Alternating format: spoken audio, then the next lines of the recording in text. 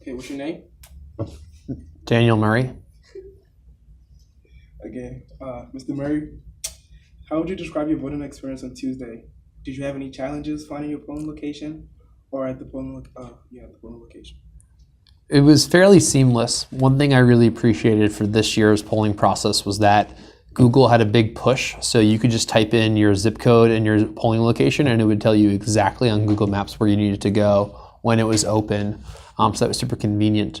I was slightly disappointed because when I showed up at my polling site in Hoboken, it was really crowded, and the process seemed to be really outdated.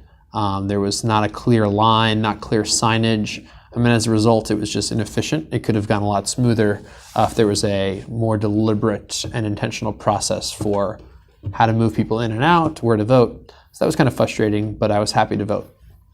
Thank you very much. Now that the Democrats have won the House, what do you anticipate as their next move?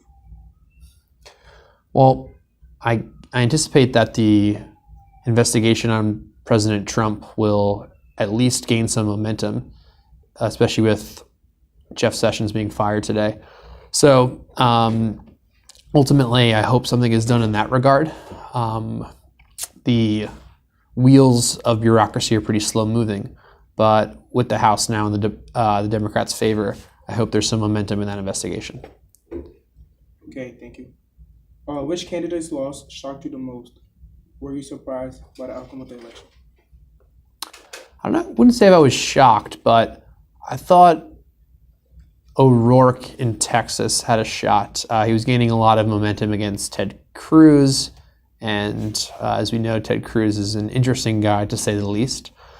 Texas is obviously a traditionally red state, but I thought there was a real possibility that O'Rourke would take it. So I wasn't shocked, but I guess I was slightly disappointed, maybe. As a result of the election, do you anticipate any change in the near future in the whole country? No. I think there are so many variables that come into control in America, so I anticipate things pretty much remaining status quo. Okay, so this is the last question. Has your hypothesis of the 2020 presidential campaign candidates with results from the midterm election changed? Do you think any candidate who lost in the midterms will run for president? It's a good question. I don't know. Democrats have not really made a front runner known. Elizabeth Warren seems to have a lot of traction. She's an old staple in the party. I ultimately anticipate that President Trump will win again, for better or worse. So that's my hypothesis. I hope I'm proven wrong, but we'll see.